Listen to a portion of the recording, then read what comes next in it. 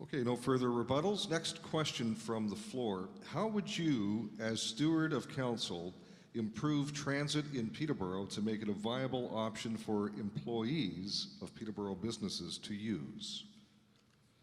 And we'll begin with Patty. I'm sorry, could you repeat that question? Sure.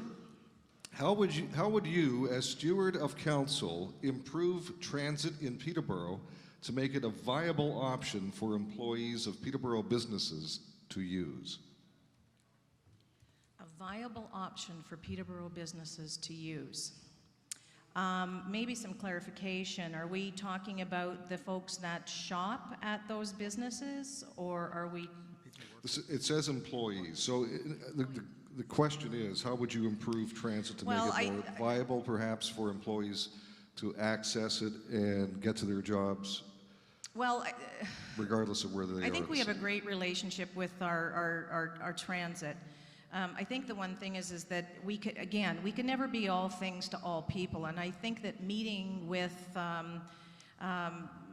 our transportation department and having a discussion with the association as to are we able to expand hours of operation, because I know that I have had many phone calls over the years of it doesn't leave I can't get a bus early enough to get to my job on time, and the buses don't run late enough for me to arrive home safely. So I think it has to be the will of council as a collective, if they will agree to expand the transit services, and I think it's something that we definitely should look at. And that's time. Tom. I've got quite a few ideas about transit since I use it on a regular basis. One thing I'd like to see is interlining the routes like what used to be done, so like find out what the most popular transfers are. We could probably find that out by talking to the drivers and interline the routes. So like one, for example, if I live along the Jackson Park and I go to Market Plaza, so if the Jackson Park and Collison were aligned, that would be just a single trip. I'd just stay on the bus in the terminal, and we would find out what other people's transfer needs are and plan it accordingly. Thank you, Tom. Miriam? Transit is among the various modes of transportation that I've used and I continue to rely on. The service industry is the #1 employer in this community. I used to work in the service industry, and that's working evenings, weekends, on public holidays, and doing shift work. One of my first commitments would be to work with our transit union to figure out what their thoughts are. There are no buses currently on public holidays. Did you know that? Did you know that if it's Christmas and you want to leave your house and you can't afford to call a cab or have friends who can drive you, you can't really get around? I would also commit to enhancing our handy van services. Right now it takes about 5 days for folks who rely on wheelchairs to get on that schedule. I don't know about you, but I don't plan how to get from point A to point B 5 days ahead. Nobody should. That's why I'm committing in my plan to more accessible, more equitable, more effective, more efficient solutions.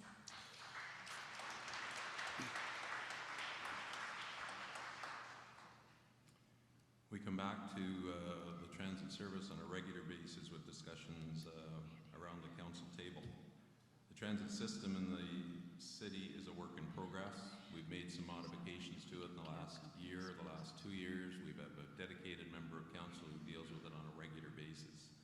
Bottom line, costs for operations plus or minus $13 million a year, revenues plus or minus $6 million a year. That's a deficiency that the taxpayers of this community pick up on an annualized basis. Do you want to expand service? We can do it, but you have to look at what the costs are to the people who perhaps are not using the service and how best those dollars can be reinvested to enhance other aspects of transportation needs within the community. It is an expensive venture. It has been changed. There's routes that were modified. They will be remodified to make them more efficient. There will be enhancements to the Sir Sanford end of it and to the Trent end of it. Those are two major users very good revenue. And that's time. Thanks, Daryl. Just before rebuttals, and by the way, Patty will have the first rebuttal, then Miriam, but first we have Alan's comment. The first thing I would do is make sure we keep a publicly owned transit system, because if we lose it, we'll never get it back again. We have excellent public employees being paid a living wage with decent benefits running that system. I've met with their union and got some insight from them. This sounds like it's a specific problem. Are there specific hours that are missed? Then let's identify that and fill the gap. We're never going to make money on public transit, but we can sure make benefits as a city by creating the ability for people to get to jobs. Then they buy houses, they pay property taxes, etc. So I support public transit, I support our people, and I think we just need to identify the gaps and fill them. We won't make money on it. This is one of the parts of a city that doesn't necessarily make money, and this is where we are not all business. We are about people. We are about human beings.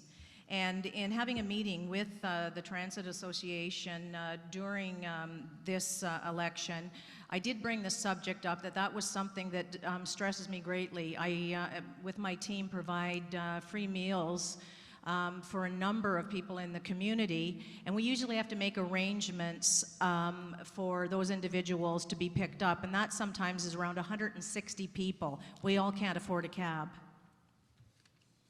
Miriam?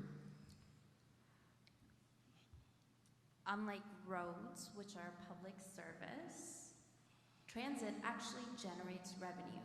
So let's keep that in mind. It may be an expensive venture, and not everyone may use it right now, but maybe more people would be able to rely on our transit system if it was a more reliable system. Our transit employees do an excellent job. Changes have been implemented, but we can do better, and I would like to see Peterborough move towards a future where people of all backgrounds can depend and plan their lives around public transit. Michael, there was an indication that there was some talk of privatizing transit system in the city. It is a public body. Yes. It And it will should stay remain a public. public body. Yeah. I Good. simply pointed out that there are costs to making that service as effective and efficient as possible. It's all about balance in the community. We can spend money on transit services, it takes away from other services, or it increases taxes. We do a very good job of balancing out the entire community's needs on an annualized basis. Transit is one that we accept the loss that's incurred on behalf of the taxpayer. We incorporate that into our annualized budget, and we ensure that that service is maintained to the best of our ability. That's time. Thank you, Daryl. Patty, I think I saw you wave. Yeah, services are not balanced in this community, and one of the areas that are lacking greatly, again, we'll go back to the handy van. Some of you folks know my friend Dr. Christopher Noonan. He relies, because he can no longer operate his own electric wheelchair, a number of other clients in the area. Like Miriam said, the reality is that how demeaning is it that you have to wait 5 days to book transportation? That is just not real. So the services are not balanced in this community.